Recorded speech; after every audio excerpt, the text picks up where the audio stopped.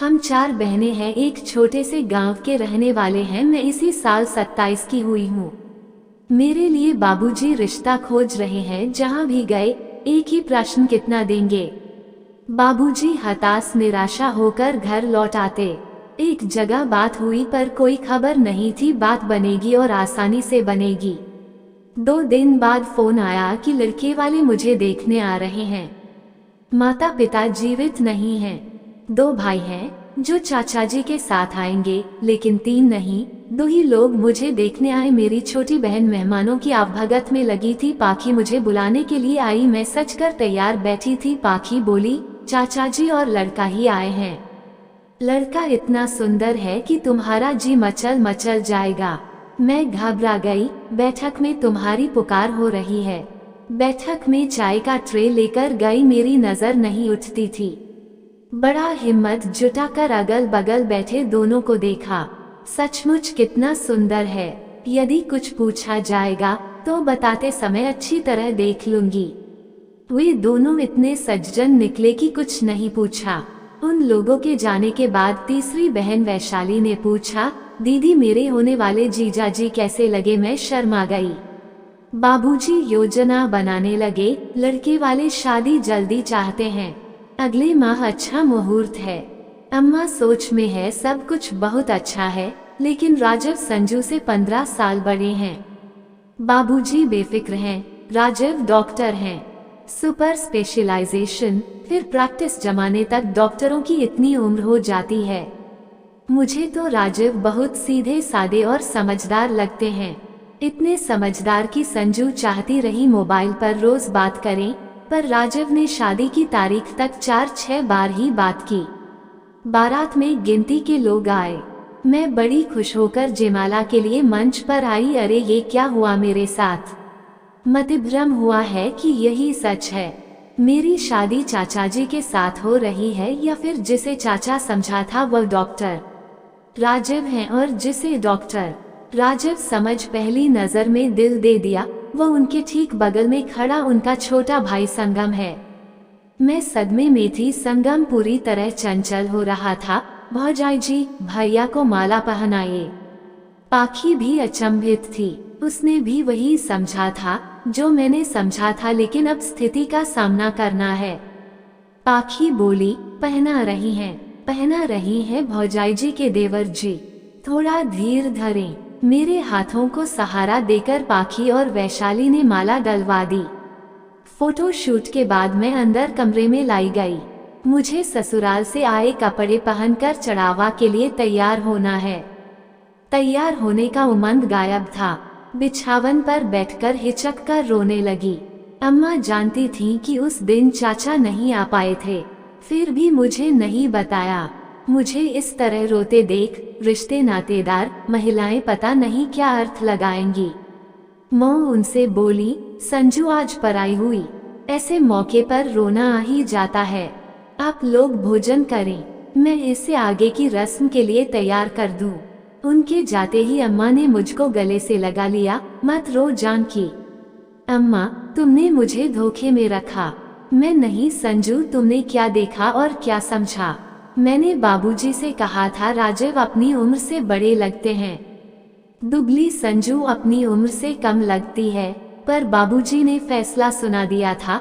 लड़के का रूप रंग नहीं, पद प्रतिष्ठा देखी जाती है। मैं विवश थी। राजीव की डॉक्टरी अच्छी चलती है, घर में पैसा भरा है। तुम्हें पैसा दिखता है, अधेर नहीं दिखता। 45 का लड़का अधेर नहीं हो जाता। बाबूजी की हैसियत जानती हो। जो कर सकते हैं कर रहे हैं। न रो, बात फैलेगी तो बारात लौट सकती है। हम तो जीते जी मर जाएंगे। मैंने भी मान लिया विरोध का कोई मतलब नहीं। यदि बारात लौट गई तो बहनों के विवाह में अड़चन आएगी। जिस संगम को पहली नजर में दिल दे दिया वह नफरत से भर जाएगा। छोटी हैसियत वालों को बड़े सपने नहीं देखने चाहिए। सजीले राजकुमार अमीरजादियों को मिलते हैं। वह तैयार होने लगी। संगम फोटोग्राफर को ले आया। भौजाई जी तैयार नहीं हुई, फोटो शूट होना है। पाखी ने माहौल को हल्का करने की कोशिश की। ठहरिए भौजाई के देवर जी, लड़कियों को तैयार होने में वक्त लगता है। वो तो आप लड़के हैं कि कोट पैंट पहना और हो गए तैयार। संगम पाखी को देखता रह गया। आप लड़की हैं कि क्या हैं? आना जाना बना रहेगा, जान लीजिएगा हम पाखी हैं। संगम पूरी रात राजीव और मेरे आसपास मंडराता रहा। किसी मित्र ने कहा, बहुत ऊपर ऊपर हो रहे हो, शादी तुम्हारी नहीं भैया की हो रही है। इस समय मैं भौजाई की नंद का रोल कर रहा हूँ। मेरी बहन आज होती तो इन्हें इसी तरह घेरे रहती। मैं विदा होकर ससुराल आ गई। बड़ा और व्यवस्थित मकान है। पहली रात का शुरुआत राजीव ने अपनी पारिवारिक समस्या बताकर किया। जैसा कि तुम जानती होगी, पापा और माँ डॉक्टर थे। यह मकान व संपत्ति उनकी बनाई हुई है। दोनों का अच्छा नाम था। उनके नाम का पूरा फायदा मुझे मिल रहा है। वे हम तीनों भाई बहन को डॉक्टर बनाना चाहते थे, पर संगम को आर्ट्स सब्जेक्ट अच्छा लगता था। बीकॉम के बाद लॉ किया, अब कचहरी में प्रैक्टिस करता है। आपकी बहन भी है, थी मुझसे छोटी, संगम से बड़ी थी, मेडिकल कर रही थी। पापा माँ उसे छोड़ने हॉस्टल जा रहे थे। कार का एक्सीडेंट हो गया, तीनों नहीं रहे। मैं और संगम अचानक बेसहारा हो गए। पैसे की कमी नहीं थी, पर मानसिक तनाव थी। चाचा जी ने बड़ा सहारा दिया। वे तुम्हें देखने आते, पर उन्हें छुट्टी नहीं मिली। मैंने संगम को बच्चे की तरह संभाला है। नादानी करे तो अपना बच्चा समझकर माफ कर देना। मैं अंदर ही अंदर घुट रही हूँ, जिसे पहली नजर में दिल दे बैठी, जो उम्र में उससे बड़ा है, उसे अपना बच्चा कैसे समझ सकती हूँ? जिसे चाचा जी समझा, उसे पति कैसे समझ लूं? जब मैं तुम्हें देखने आया तुम नाजुक लग रही थी। घर आकर मैंने साफ कह दिया था कि लड़की मुझसे बहुत छोटी है, शादी नहीं करना चाहता था, पर संगम अड़ गया कि वह तुम्हें पसंद कर चुका है। चाचा जी अड़ गए कि उन्होंने तुम्हारे बाबूजी को वचन दी है। मैं किस तकलीफ से गुजर रही हूँ कोई नहीं जानता। मैं संगम की पसंद और बाबूजी को दी गई वचन की भेंट चढ़ गई। माँ के बाद ये घर कभी घर नहीं लगा। वे पता नहीं कैसे इतना संभाल लेती थीं। मैं तो चाबियां देखते ही घबरा जाता हूँ। संगम की स्थिति तो मुझसे भी दयनीय है। तुम हंसोगी, पर मुंह दिखाई में मैं तुम्हें चाबियां दूंगा। संभालो अपना घर। चाबियां नहीं ले सकती, अभी आप मुझे ठीक तरह से नहीं जानते हैं। 7 फेरों का बंधन मजबूत होता है। घर तुम्हारा, जिम्मेदारी तुम्हारी। मैं मुक्त हुआ। मैं अपने ससुराल में 10 दिन रही। राजीव उसकी सहूलियत का ख्याल रखते। संगम उसे खुश रखने का प्रयास करता। अरे भाभी, तुम अच्छा हुआ आ गई। घर में मर्दाने चेहरे देखकर मैं सन्यासी बनता जा रहा था। यहाँ कामवाली बाई भी नहीं है कि उसका मुख देख लूं। खाना बनाने से लेकर बगीचे में पानी देने तक सारा काम बुलू काका करते हैं। राजीव मुस्कुरा दिए। अब घर कैसा लगता है? जन्नत। कचहरी जाने की इच्छा नहीं होती, लगता है भाभी के पास डटा रहूं। राजीव बोले, शादी के बाद मेरे पैरों में बेड़ियां पड़नी चाहिए, पड़ गई तुम्हारे पैरों में। सही फरमाते हो भैया। माँ होती तो भाभी को रसोई के राज रहस्य बताती। आजकल मैं सास के रोल में हूँ। बहुत दिनों बाद घर में रौनक लौटी है। इसी तरह मुझे सहयोग और संगम को प्यार देती रहना। संगम ने बयान दिया। भैया के मुख से अब जाकर सहयोग, प्यार, सहभागिता जैसे शब्द सुन रहा हूँ, वरना वही X ray, MRI, ECG, syringe, drip. बाप रे, इसलिए मैं डॉक्टर नहीं बना। डॉक्टर लोग बहुत कम हंसते हैं। राजीव हंसते हुए बोले, मैं हंस रहा हूँ। अब थोड़ा हंसने लगे हो भैया। भाभी, भैया तुम पर लट्टू हैं। मैं हौसला न बढ़ाता तो कुंवारे रह जाते। मैं मन में सोच रही थी यह हो जाता तो विधाता शायद मेरा संयोग तुमसे जोड़ देते संगम। मैं मायके आई, अम्मा गदगद हो गई। दोनों भाइयों में बहुत प्रेम है। संजू, तुम संगम को राजीव से कम न मानना। संगम को कम नहीं बढ़कर मानती हूँ। पाखी बोली, न सास ससुर की रोक टोक, ना नंद की दादागिरी। संजू, मुझे जो ऐसा घर मिल जाए तो खूब मौज उड़ाऊं। मेरा विवाह संगम से होता तो मैं भी उड़ाती। अम्मा ने पाखी को डपट दिया, कुछ भी बोलती है। संजू, बाबूजी से कहूंगी डॉक्टर साहब को फोन करके कहें कि तुम्हें लेने दोनों भाई आए। मेरी नजर तो संगम पर टिक गई है। चाहती हूँ कि डॉक्टर साहब नहीं, संगम आए, लेकिन राजीव आए। मैं उदास होकर कार ड्राइव कर रहे राजीव के बगल में बैठी। संगम को भी लाते, उसे बुखार है। तब से मैं उदास थी, अब घबरा गई। घर पहुंचकर राजीव ने संगम का टेम्परेचर चेक किया। मैं इसकी हाय तौबा से परेशान हो गया हूँ। संजू, अब तुम करो इसकी सेवा। संगम ने मुस्कुराते हुए कहा, भाभी, तुमने मेरी केयर भैया से कम की तो मैं तहलका मचा दूंगा। देवर का अर्थ जानती हो, दूसरा वर। मैं तुम्हारा दूसरा वर हूँ। मैं उसे एकटक देखती रही। संकेत तो नहीं दे रहा है, इस तरह घेरे रहता है जैसे नजदीक आना चाहता है। इसी को मन में बसाकर तो यहाँ रहने की कोशिश कर रही हूँ, पर मेरी किस्मत में सदमे ही लिखे हैं। बाबूजी अचानक आए, डॉक्टर साहब, पाखी ने बीएससी कर लिया है, एमएससी बायोटेक में करना चाहती है। मेरे गांव में यह विषय नहीं है, कहे तो यहाँ रहकर पढ़े। संजू को अकेलापन नहीं लगेगा। मुझे बहुत गुस्सा आ रहा है। बाबूजी ने मेरा इस्तेमाल करने के लिए ही मुझे अधेड़ से ब्याह दिया है। सास ससुर का झमेला नहीं है, इसलिए इन लोगों को चाहे जब टपक पड़ने की छूट मिल गई है। अभी अम्मा बीमार पड़ी, बाबूजी यहाँ पटक गए कि गांव के डॉक्टर बेवकूफ हैं। राजीव अच्छा इलाज करेंगे। राजीव ने उपचार किया और माता जैसा आदर दिया। अब पाखी पढ़ना चाहती है, फिर वैशाली, फिर छोटी सिया। मैं अपने घर में, खासकर संगम को लेकर दखल नहीं चाहती। बोली, बाबूजी सुनो तो, लेकिन क्या करे इस बेवकूफ प्राणनाथ का। बाबूजी, सुनना क्या है, आपका घर है, पाखी रहेगी तो चहल पहल बनी रहेगी। बाबूजी उद्देश्य पूरा कर चलते बने। मैं सदमे में। राजीव ने हाल पूछा, संजू, परेशान लगती हो। बाबूजी आप पर भार डाल रहे हैं। मुझे संकोच होता है। संकोच क्यों, इस घर में तुम्हारा अधिकार है। संगम खुश हो गया, बोला, लो भाभी, पाखी ने शादी में बहुत सताया था, गिन गिन कर बदला लूंगा। पाखी आकर माहौल में रंग भरने लगी। अब मुझे संदेह नहीं, पूरा विश्वास है कि पाखी संगम को लपेटे में लेने के लिए यहाँ स्थापित हुई है।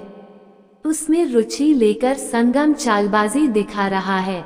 4th सेमेस्टर पूरा होते होते समझ में आ गया, रचना रची जा चुकी है।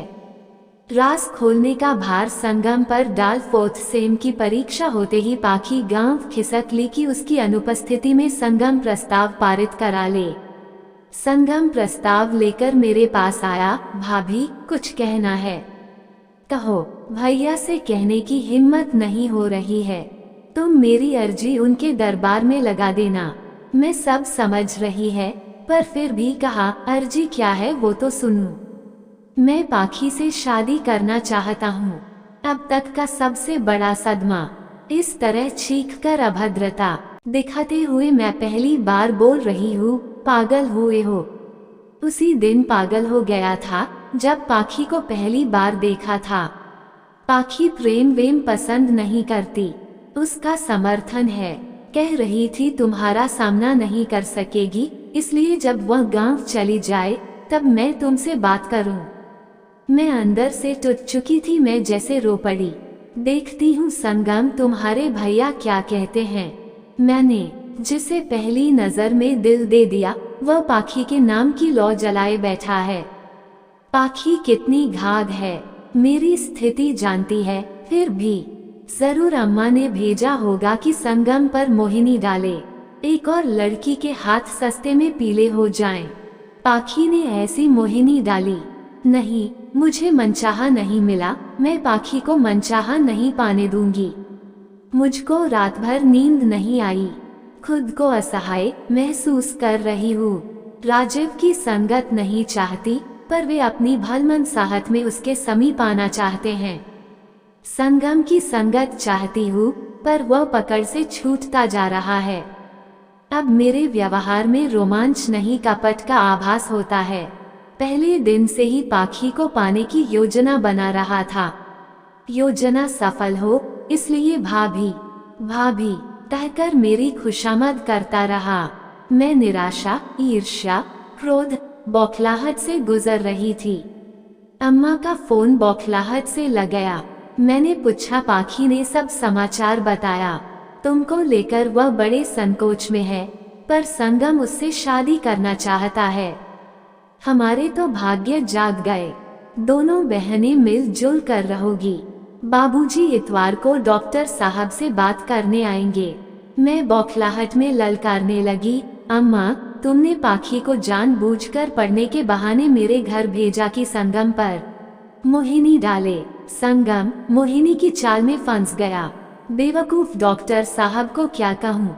संगम उनके दिमाग में इतना घुस गया है कि उसकी खुशी के अलावा इन्हें कुछ नहीं सूझता। मैं बोलूंगी, अम्मा, तुम्हें पाखी का बड़ा ख्याल है। मुझे धोखे में रखकर अधेड़ बदसूरत के साथ बांधा, तब मेरा ख्याल नहीं आया था। जब ये दोनों भाई मुझे देखने आए थे, मैंने डॉक्टर साहब को चाचा, संगम को डॉक्टर साहब समझ लिया था। तुम जानती थी असलियत क्या है, लेकिन मुझे नहीं बताया। मेरे साथ कपट किया। नहीं बेटी, मैं बोलूंगी अम्मा, मैं अब भी सदमे से उबर नहीं पाई हूँ। अच्छी चाल चली तुम लोगों ने। मेरा दिमाग खराब है। इस विषय में मुझसे बात ना करना। मैंने फोन डिस्कनेक्ट कर दिया। ठीक इसी समय आवाज आई, भाभी। मेरे कान बज रहे हैं या संगम कचहरी से लौट आया है। बैठक में बैठी तेज आवाज में अम्मा को ललकार रही। मुझको आभास नहीं था कि जरूरी फाइल लेने के लिए अचानक आ पहुंचा। संगम मेरी कटुता सुनकर बैठक से लगे बाहरी खुले बरामदे में ठिठका खड़ा है। इसके आने की आहट नहीं मिली या दबी चाल से बैठक में दाखिल हुआ है। संगम, तुम जल्दी आ गए। फाइल भूल गया था। पानी पियोगे? हाँ। मुझको राहत मिली कि संगम ने फोन पर की गई मेरी बातचीत नहीं सुनी। सुनता तो प्रतिक्रिया जरूर देता, लेकिन मैं महसूस करने लगी थी कि संगम बहुत बदल गया है। कुतनी पाखी गांव क्या गई, संयम की हंसी ले गई। संगम, पाखी की याद आ रही है। उससे मेरा कोई वास्ता नहीं। शादी नहीं करोगे? नहीं। क्यों? अम्मा से तुम जो बातें कर रही थी, सुनकर शादी से मेरा विश्वास उठ गया। शादी के समय तुम्हारे मन में जो भी था, पर भैया के इतने अपनेपन को देखकर तुम्हारी धारणा में बदलाव नहीं आना चाहिए था। अधेड़, बदसूरत, भैया में इतने गुण हैं, पर तुम इस मामूली बात पर अटकी हो कि वे खूबसूरत नहीं हैं। तुम तो बहुत खूबसूरत हो, पर दिल साफ नहीं है, तो खूबसूरती किस काम की? कपट तो हम लोगों के साथ हुआ है। सोचता था तुमने भैया का जीवन परिपूर्ण कर दिया है। उनकी भावनाओं को समझती हो। सब ढोंग। भैया हमेशा मुझसे कहते हैं कि मुझे फुर्सत नहीं मिलती। संगम, तुम अपनी भाभी का ख्याल रखा करो। मैंने तुम्हें इतना मान सम्मान दिया, ख्याल रखा। छी छी। संगम, सुनो तो, तुम सुनो। मिसमैच होगा सोचकर भैया शादी का मन नहीं बना रहे थे। मैं अड़ गया। मुझे तुम बहुत अच्छी लगी हो। अफसोस, मैं गलत था। सुनो तो, तुम सुनो। मैं मानता हूँ कि भैया जैसे इंसान के लिए जो अच्छे विचार नहीं रखता, वह अच्छा नहीं हो सकता। भैया मेरे लिए क्या है, तुम नहीं समझोगी। मेरे लिए उनसे बढ़कर कुछ नहीं है। न तुम, न पाखी। संगम, मैंने तुम्हारे भीतर का कालापन देख लिया, पर भैया को मत दिखाना। वे तुम पर विश्वास करते हैं। उन्हें तकलीफ होगी। उनके सामने मेरे साथ सहज व्यवहार करती रहना। मैं भी नाटक करता रहूंगा। नहीं करूंगा तो भैया को कारण क्या बताऊंगा। संगम वहां से चला गया। मैं गहरी सोच में पड़ गई। संगम की आंखें सुलग रही थीं। शब्द लड़खड़ा रहे थे। कितना अपमानजनक है भाभी, भौजाई, रटने वाले जिस देवर ने एक दिन दूसरा वर होने जैसी बात की थी। आज उसे भाभी कहने से भरपूर बच रहा है। मैंने अपने मन से सारे गलत सोच को मिटा दिया और संगम से माफी मांगी, दिल से राजीव को अपना पति मान लिया।